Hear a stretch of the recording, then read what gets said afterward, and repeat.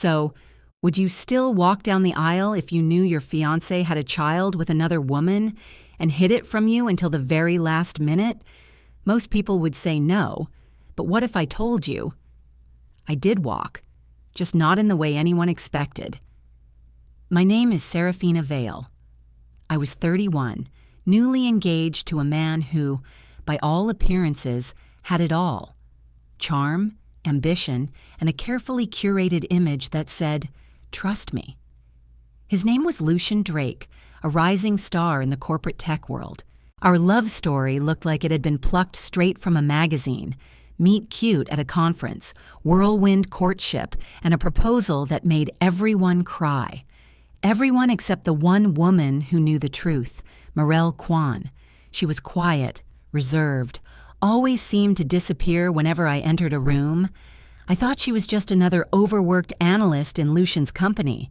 I never guessed she was carrying a secret heavier than I could imagine, a secret Lucien made sure stayed buried, until it almost didn't. I started noticing the little cracks first, missed calls. Lucien dismissed too quickly, meetings that went longer than they should, a conversation I overheard between Mirelle and another colleague that ended in hushed tones when they saw me approaching. But it wasn't suspicion that broke me. It was a hospital bracelet. One night, Lucien came home late, again. His coat was soaked from the rain, and in his hurry to hang it up, something slipped from the inner pocket. A pink and white hospital ID band. It had Mirelle's name. And a date, just 6 months earlier. That night, I didn't confront him. I didn't scream.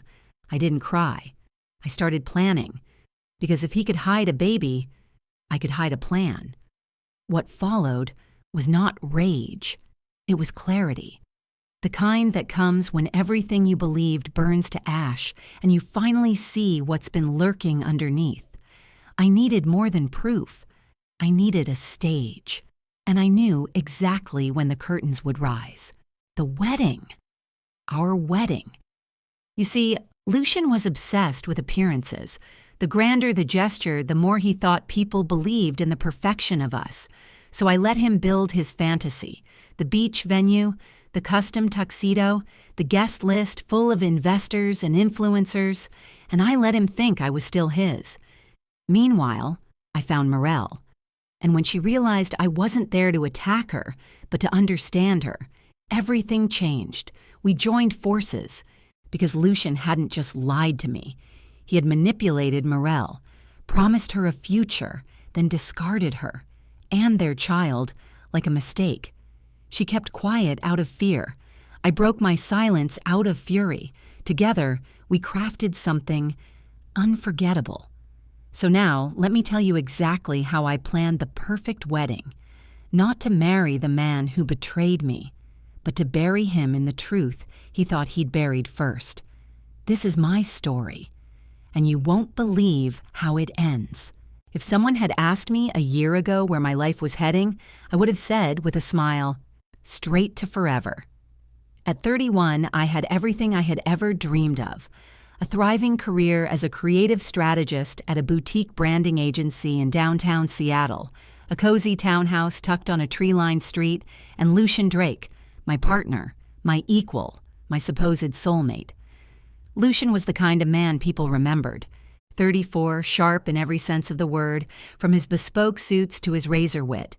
As the founder and CEO of a rising tech company, he was constantly in the spotlight, which meant I had learned to live under it too. But I didn't mind, at least not at first. Being with Lucien was like living in the draft of a great wind. It was intense, consuming, and sometimes a little disorienting. But I thought that's what love was supposed to feel like. We'd been together for 4 years, and for the past 6 months, Lucien had been talking more and more about marriage. Quiet references at first, offhanded remarks about rings and houses with more bedrooms. Then one morning, he'd made me coffee, kissed my forehead, and whispered, "You're everything I've ever wanted, Seraphina. Let's make it official." The wedding planning began quickly after. It was surreal how fast we moved.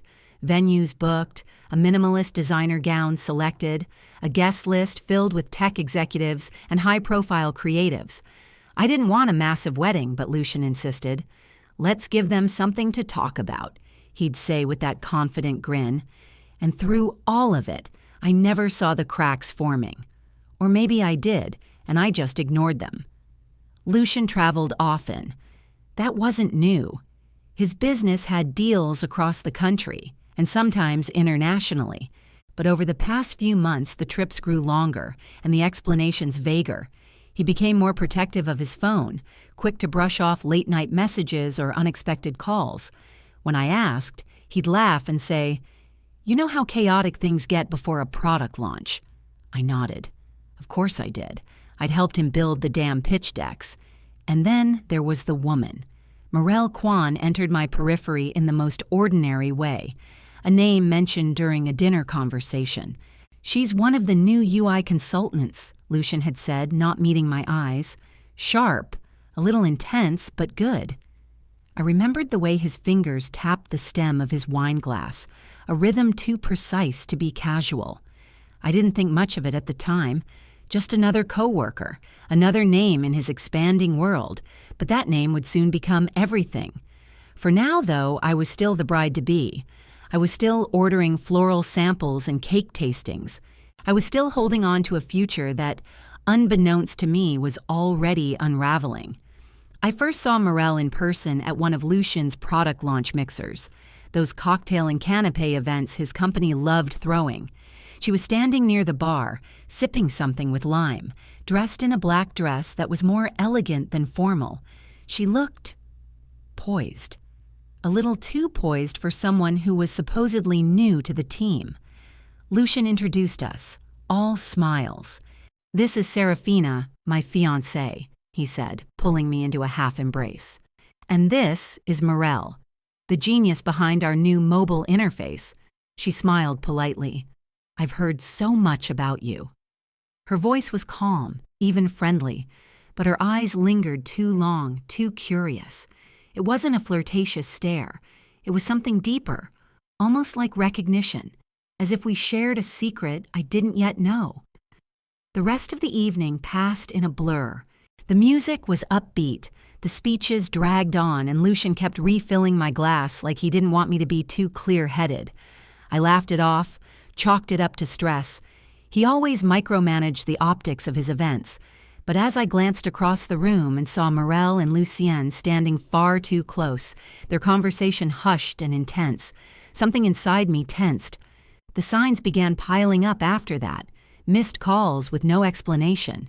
Lucien slipping out of bed to take meetings at midnight, a receipt for a hotel in Vancouver he never mentioned, and a slip of paper, just once, with Mirelle's handwriting, tucked into his jacket. It read, "He finally fell asleep. I'll call you later." I told myself it could be anything. Maybe it was work, maybe someone else, maybe I was imagining it all. But deep down, I knew. My gut, quiet and patient until then, finally screamed. That week, I stopped planning the wedding. Instead, I started paying attention. I noticed that Lucien would always leave the room to take calls when Mirelle's name came up, that when I mentioned her in passing, he'd deflect, change the subject. I began documenting things, times, locations, receipts. I even went through the grueling shame of asking a friend in cybersecurity to trace Lucien's private messages. What he found gutted me. Dozens of encrypted chats, video calls at odd hours, plane tickets booked under aliases, and the final blow, a birth certificate. Mirelle Quan had a son, 3 years old, and the father's name listed quietly in the lower corner, Lucien Drake. I remember the moment I saw it. I sat in the dark of our living room, the glow from my laptop the only light. Everything in me went still, not rage, not heartbreak, just cold clarity. The kind that comes not from being blindsided, but from having your worst fear confirmed. He had a secret baby, and he was going to marry me while hiding it. In that moment, I didn't cry. I didn't scream. I didn't even wake him, though he was asleep upstairs, breathing steadily like nothing had ever happened. No, I sat there and whispered to myself, "You want secrets, Lucien? Fine, I'll have one too. That was the night my plan began. I wasn't going to confront him. Not yet. That would be too easy, too merciful. He wanted to build a perfect life on lies? I would help him do it. I would play my part just long enough for him to believe everything was still in his control, and then I'd tear it all down, brick by carefully placed brick. I knew I needed help, someone who had nothing to lose and just enough anger of her own. Mirelle had stayed silent all these years, whether out of fear or complicity, I didn't know. But she had a child now, a child Lucien kept in the shadows, and I had a feeling she wouldn't stay quiet much longer. The next day, I made a call. "Hi," I said when she picked up, her voice tight with confusion.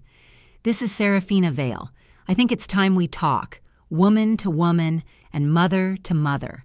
The first signs came like whispers in the dark. Nothing loud, just strange pauses in his speech. When I asked where he'd been, vague explanations that didn't quite add up. Lucien had always been composed, almost obsessively in control of his schedule, his image, his life. But lately, he'd been forgetting things, details, slipping.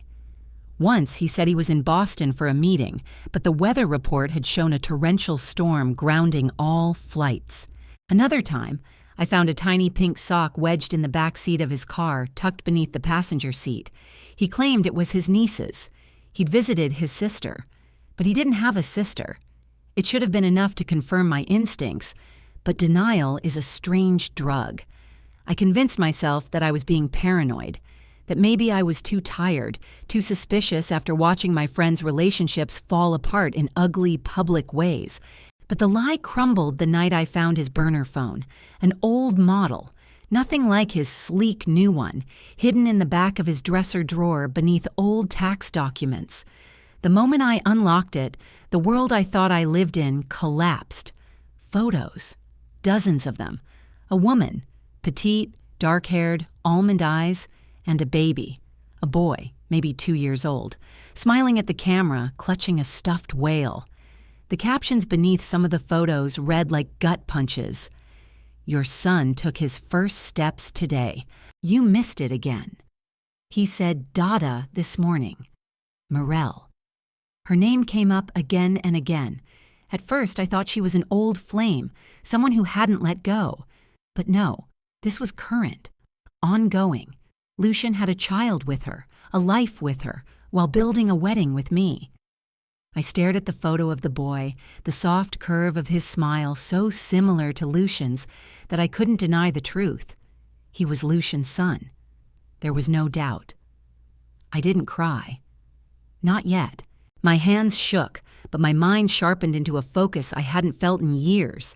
Every soft memory I had of Lucien, our beach trips, our whispered dreams, the morning he made pancakes from scratch while humming Sinatra, all of it turned sour in my chest. I didn't confront him that night. I closed the phone and returned it exactly where I found it. And then I sat in silence for hours, staring at the engagement ring he had so proudly slipped onto my finger, wondering if it had ever meant anything real. The next day, I made an excuse to leave work early. I tracked down Mirelle's workplace, an upscale gallery downtown tucked between luxury boutiques. She was even more beautiful in person, poised in a way that made my stomach twist. When I asked if we could talk, her eyes flicked to the engagement ring on my finger, and she paled. She knew who I was. We sat across from each other in the tiny cafe 2 blocks away. The moment I said Lucien's name, her posture changed. Shoulders straight, face unreadable. I told her I wasn't here to yell or accuse. I just wanted the truth. And Mirelle, she gave it to me. Mirelle didn't cry. She didn't grovel or look ashamed. She simply stared at me with those tired, knowing eyes, the kind that had seen too much and hoped for too little.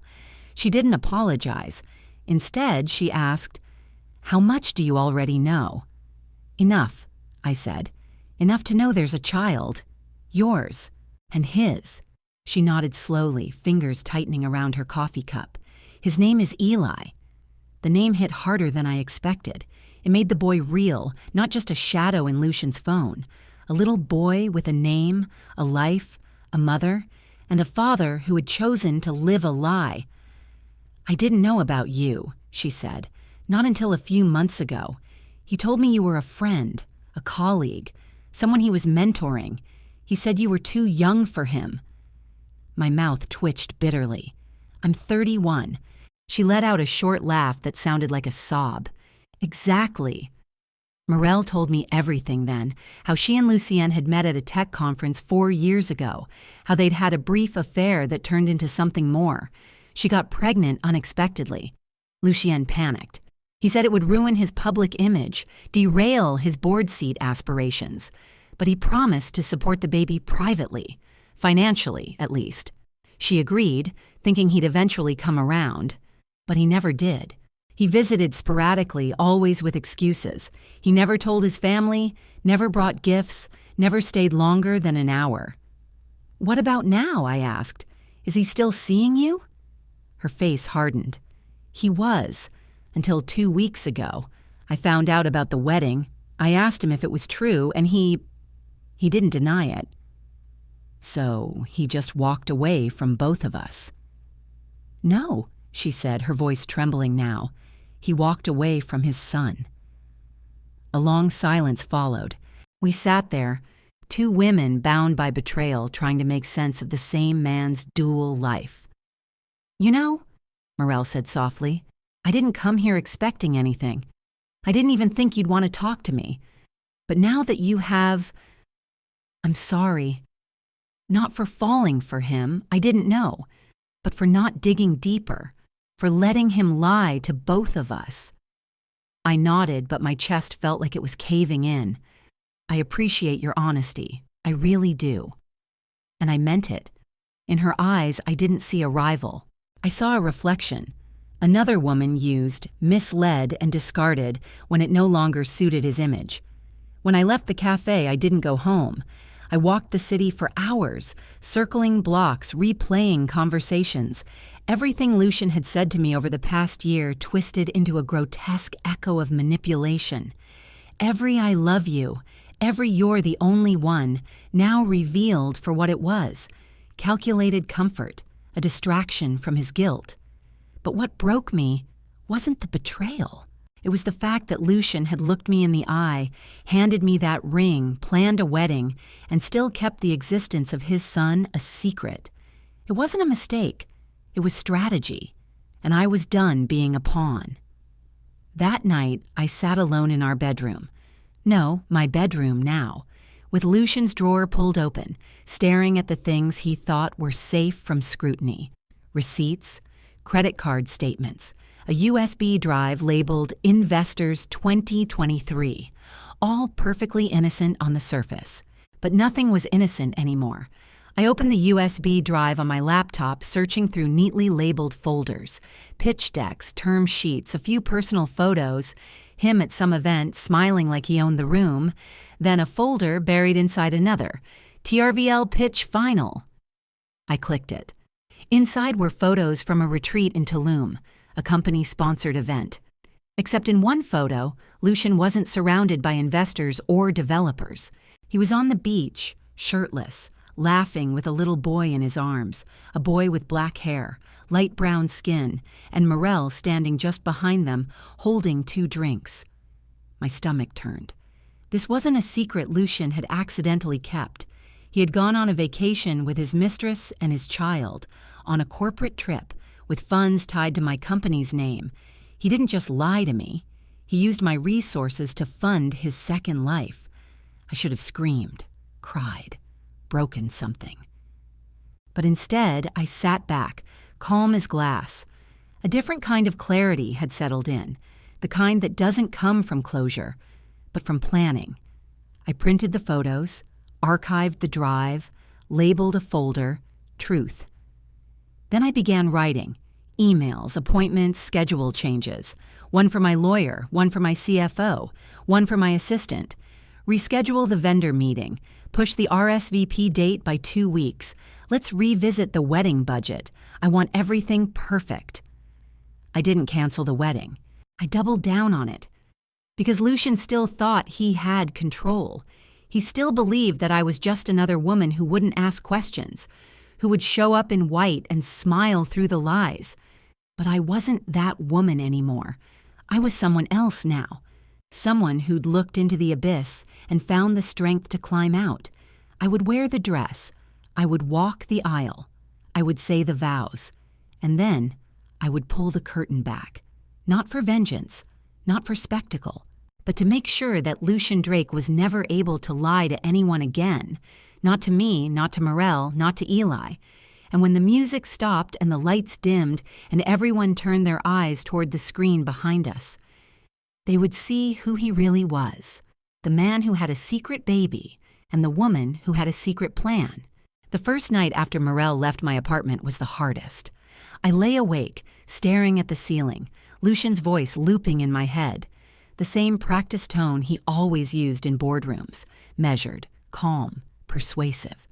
I thought of all the late meetings, the business trips, the times he canceled dinner at the last minute, all the moments I'd defended him to my friends. How foolish I'd been. But I didn't cry. I couldn't afford to. The next morning, I moved with robotic precision. I still had work, still had my clients, deadlines, people who relied on me. If Lucien could lie to my face and keep his empire intact, I could function through this. But beneath the surface, I had already decided. I needed proof, not for drama, not for revenge, but for clarity, for justice, and maybe, eventually, for closure. I started small, subtle. Mirelle had confirmed that Lucien was the father of her child, but I needed more than words. I began by revisiting old emails and calendars. I found the exact date Mirelle said they'd reconnected, 2 years ago during a weekend merger meeting in Seattle. Funny, I remembered that trip. I had planned a surprise for his return. Candles, dinner, a new dress. He was distant that night, claimed exhaustion. I believed him. Through mutual industry contacts, I traced Lucien's schedule during that time. I messaged a colleague under the guise of confirming logistics for an upcoming event and casually asked if they remembered that old Seattle summit. "Oh yeah," he said. "Lucien skipped most of it, remember? Said he had a family emergency." My stomach twisted. A family emergency indeed. Next came the trickier part, financials. Lucien was meticulous with his business spending, but I knew he often used his personal accounts for things he didn't want appearing in quarterly reviews. One night, after he fell asleep at my place, too drunk to remember to log out, I took a calculated risk.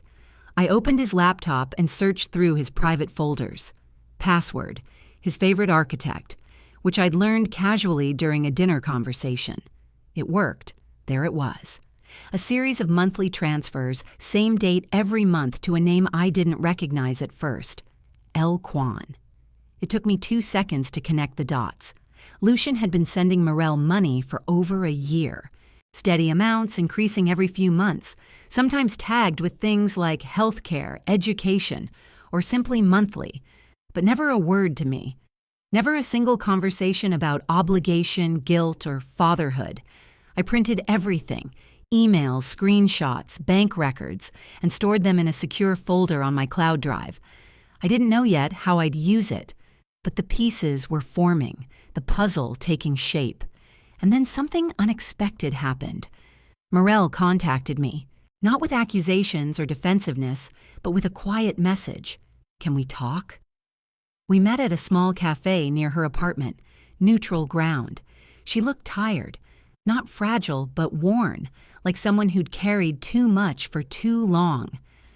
"I didn't know he was still with you," she began, not at first. I believed her. The timelines matched. Lucien had manipulated both of us. I let her speak. About the promises he made her, the times he said he'd leave me, the gifts, the silence when she told him she was pregnant.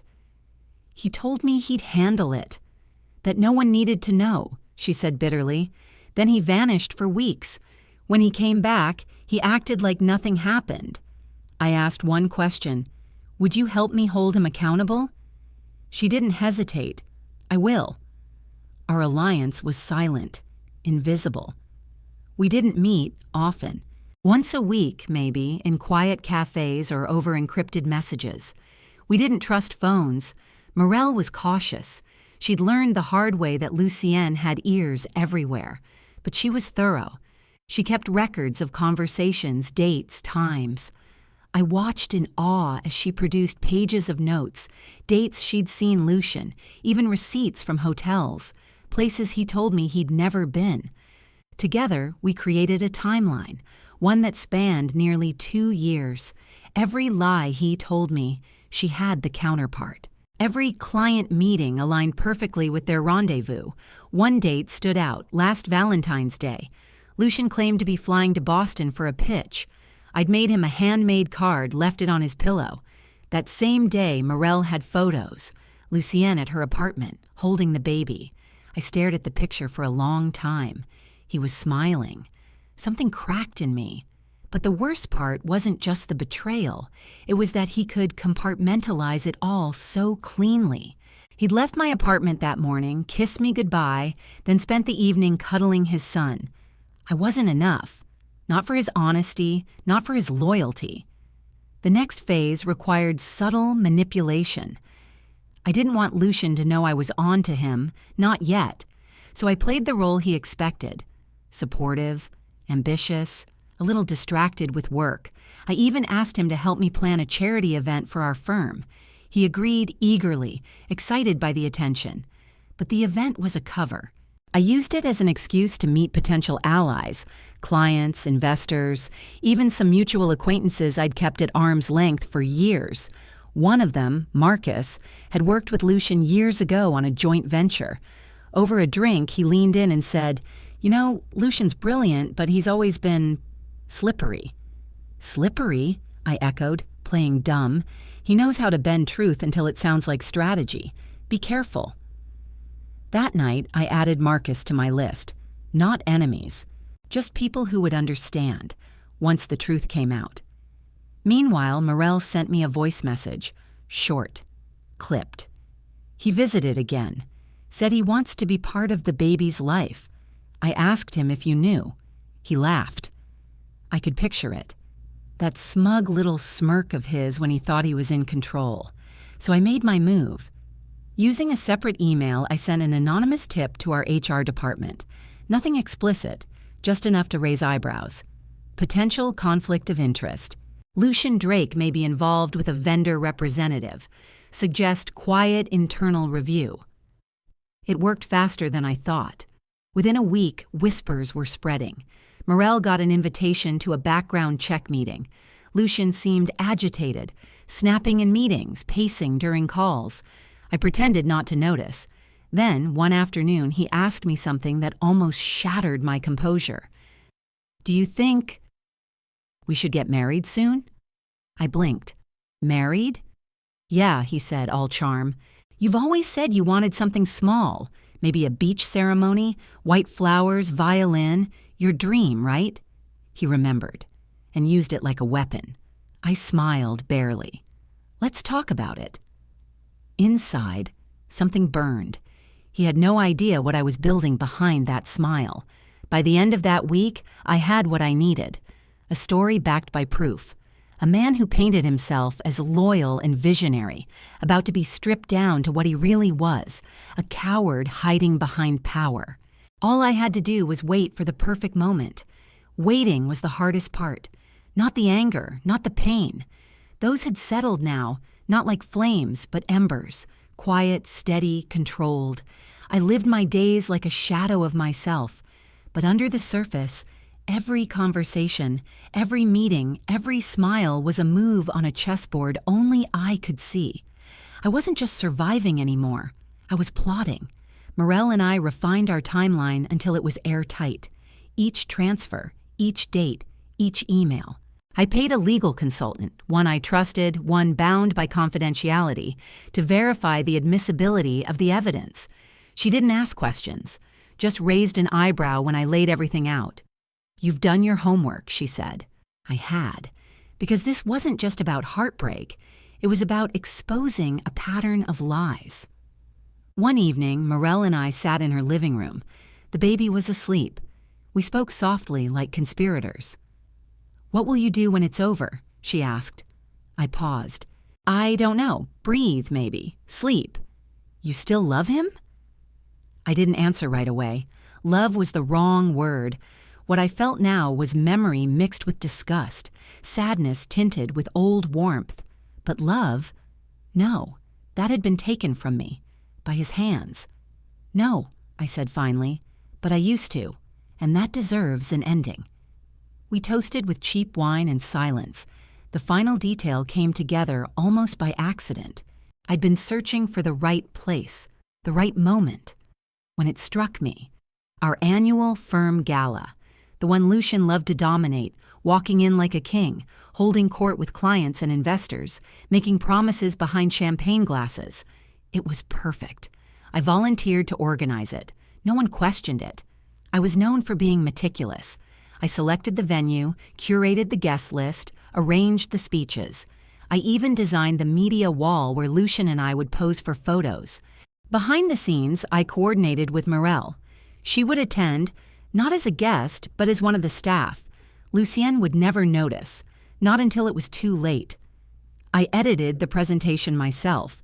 The one Lucien thought would feature his milestones, his philanthropic endeavors, his vision for the future. It still had all those things, but it ended differently. With a photo, him, Mirelle, the baby. Then the bank statements. Then the audio recording. His voice saying, "No one needs to know. I'll handle it."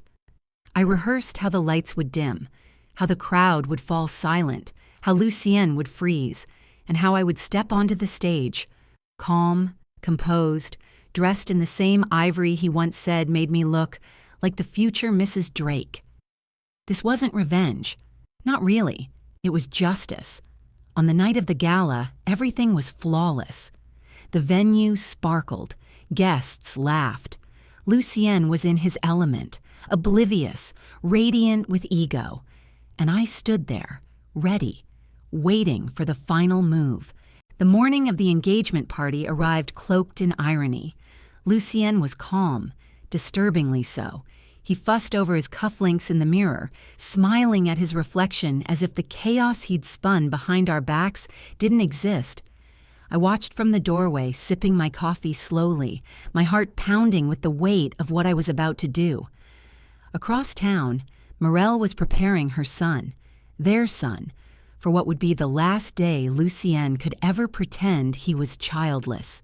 We had rented out an upscale rooftop venue overlooking the city skyline.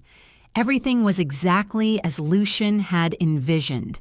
An elegant, high-profile engagement celebration meant to impress investors, colleagues, and family alike.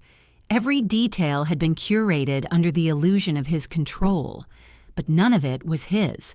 He didn't know that the guest list had been altered, that some names were swapped, that some of the caterers were actually private investigators, photographers, and journalists discreetly positioned around the event. He didn't know that the surprise he thought he had planned for me, some extravagant gesture to solidify our love in front of everyone, was about to backfire catastrophically. He didn't know Mirelle and the little boy with his exact eyes were already in the building. Lucien and I arrived at the venue hand in hand. I wore white. Not because I wanted to look like a bride, but because I wanted to reclaim what white was supposed to mean. Truth. My dress was simple, elegant and armor-like. Mirelle waited in a reserved lounge downstairs, dressed in deep blue, her son clinging nervously to her side. Guests filtered in quickly, each unaware of what was coming. Champagne glasses clinked. Laughter and compliments echoed through the air. Lucien was in his element, shaking hands, exchanging pleasantries, unaware that nearly a dozen people in that room had been personally contacted by me with one specific instruction: stay until the end. Then came the speeches. Lucien tapped his glass, smiled with performative warmth, and stepped onto the small platform. "I want to thank everyone for being here," he said smoothly. "Today is about celebrating love, commitment, and the future." I stood beside him, face serene. I watched his mother beam with pride. I watched executives from his boardroom nod approvingly. I watched the very people who had once looked through me suddenly pay attention. And then I stepped forward. "If today is about truth," I said, taking the microphone from his hand, "then I think it's only fair we start with all of it." Lucien's smile froze.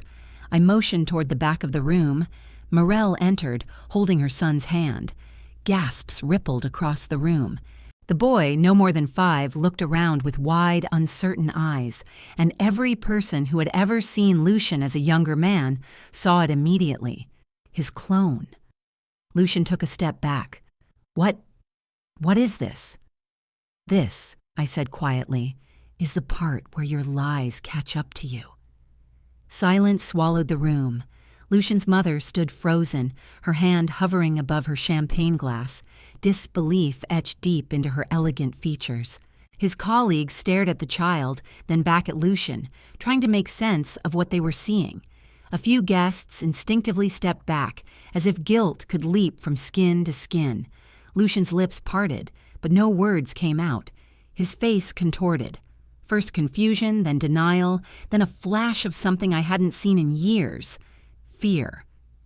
"Is this some kind of joke?" he asked, voice trembling. You set this up? For what, revenge?" "No, Lucien," I replied, stepping down from the stage.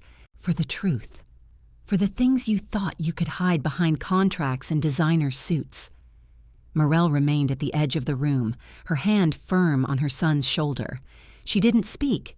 She didn't need to. Her silence screamed louder than any accusation. Lucien turned to her. "This is insane. You said you'd never—" "She never said anything," I interrupted, "because unlike you, she was protecting someone, not herself, him." I gestured toward the boy. More gasps. A murmur moved through the crowd like static. Some pulled out their phones. Others exchanged glances, mentally rewinding every business meeting, every dinner party, every time Lucien had confidently said he didn't want children. The journalists I invited, they were already recording. Lucien looked around, trapped. "You knew?" he asked me, voice low now. I nodded. "For months. But knowing wasn't enough. You don't just get to lie your way out of consequences, Lucien." He took a step toward me, face red. "You're destroying my life." "No," I said, with a strange calm. "I'm just unmasking it." Then came the final blow. The projector screen behind us flickered to life. A hidden camera video, silent, grainy, but unmistakably clear. Lucien and Mirelle in a dimly lit hotel hallway. The timestamp was from nearly 6 years ago, the night the child was conceived.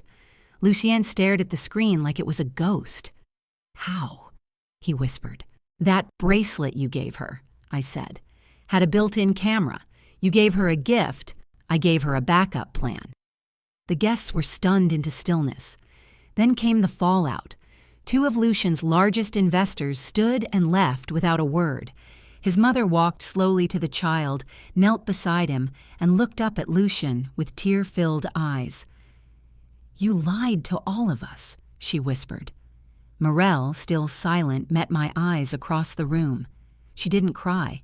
She didn't flinch. And in that moment, we were not rivals.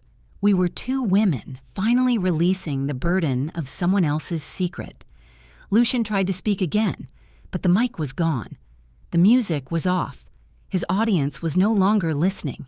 He had been exposed, and I hadn't raised my voice once. The venue emptied slowly, like a theater after a tragedy. Except this time, the performance wasn't a fictional drama.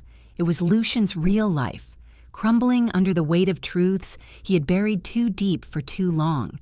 Outside the hotel ballroom, press vans were already circling. I remained inside, letting the chaos settle. Lucien stood alone now, the center of an implosion only he had built. His tuxedo looked absurdly formal in contrast to his slack jaw and panicked eyes. No one approached him. No one offered comfort. The silence around him wasn't just awkward, it was condemning. Mirelle slipped away quietly, her son's small hand in hers. But before she left, she paused by the door and looked back at me. Her expression was unreadable, a blend of gratitude and weariness. I gave her a small nod. Nothing theatrical, just enough. A few of my colleagues passed me on their way out. Some patted my arm, others avoided eye contact. But one thing was clear. They knew. And unlike Lucien, I didn't need to explain myself. The truth had done it for me. Rowan walked over to me, drink still untouched in his hand. "Well," he said dryly, "that was not in the wedding planning handbook." I laughed, not because it was funny, but because it was finally over. "Thanks for sticking through it," I replied. "I did it for the story," he grinned, "and maybe a little for justice." Then came the final thread in the unraveling. Lucien's assistant, who had been lurking nervously near the stage, approached me, her eyes wide. She held a sealed envelope. I found this in his office drawer this morning. I didn't know who else to give it to." I took it cautiously. Inside was a printed paternity report, dated 2 weeks before the engagement party. Positive match, Lucien Drake, biological father. So he knew. He knew. Before everything. Before the invitations, before the venue deposit, before the charade. He had known, and gone ahead with it anyway. Whether it was pride, manipulation, or simply arrogance, I didn't care anymore. I tucked the envelope into my purse. Rowan glanced at me. "Are you going to confront him?"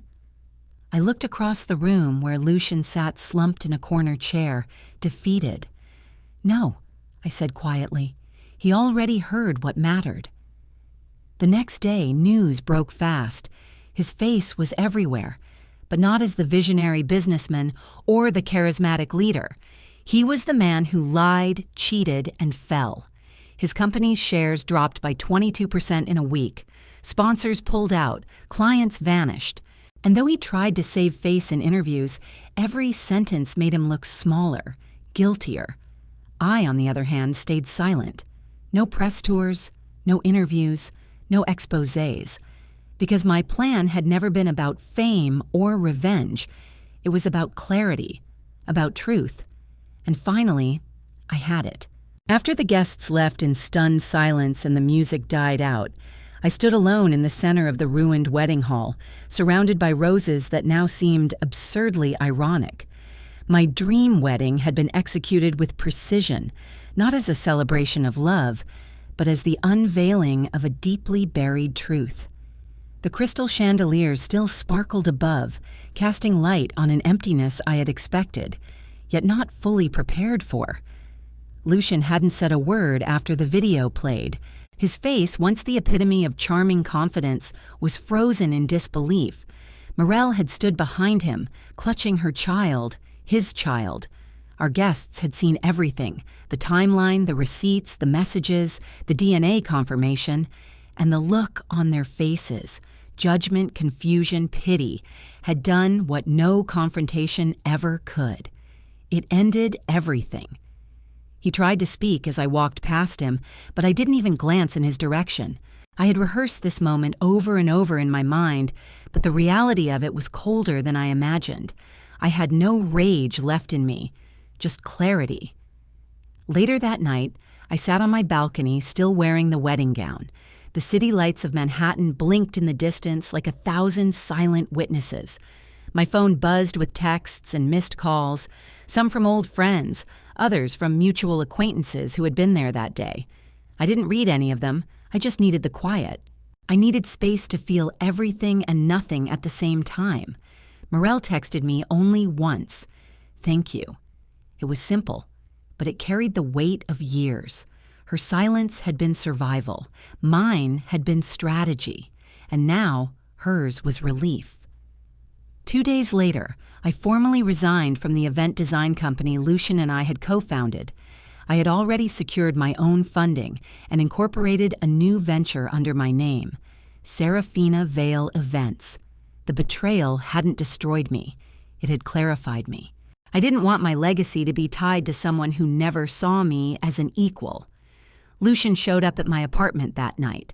I opened the door, not surprised to see him standing there. He looked worn, less like the polished CEO and more like the man who had been caught in the act of destroying his own illusion. "I came to talk," he said quietly. I stepped aside and let him in, not out of kindness, but because I needed to hear what excuses he had left. "I know I screwed up," he started. "I lied. I betrayed you. And I don't expect forgiveness. But I never stopped loving you." I let out a hollow laugh. "Love," I said, "you don't cheat on someone you love and then build a future on lies." He sank onto the couch, rubbing his face like he was trying to erase everything. Mirelle and I, what happened wasn't supposed to last. I panicked when she told me about the baby. I thought I could control everything. Keep you, keep the image, keep the company. But it all spun out. "Because lies always do," I said. He looked up at me. "What do you want me to say?" "Nothing," I replied. "This wasn't about revenge. It was about truth. You were never going to give it to me, so I took it."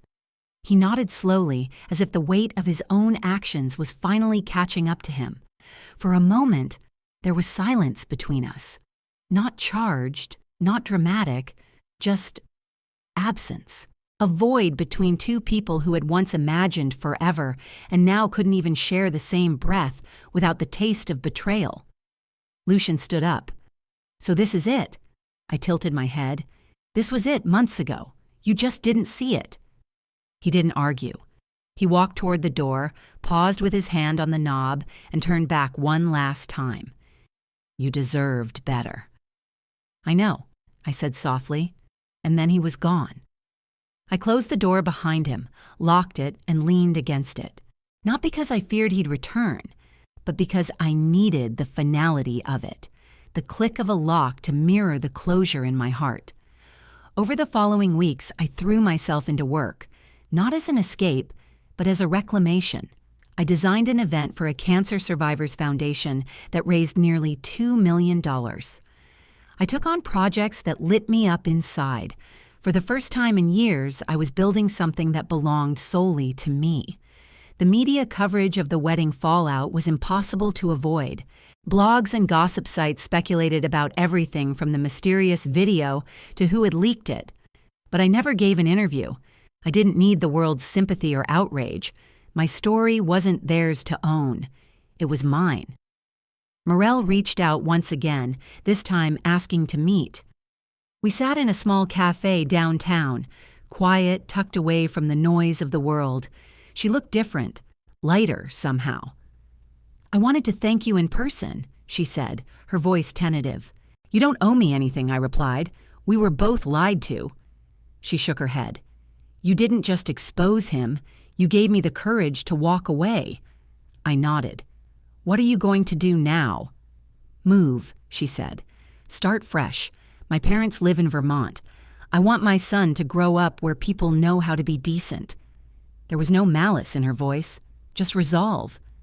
"I hope he turns out nothing like his father," I said. She looked at me for a long moment. "With any luck, he'll be more like you." That took me off guard.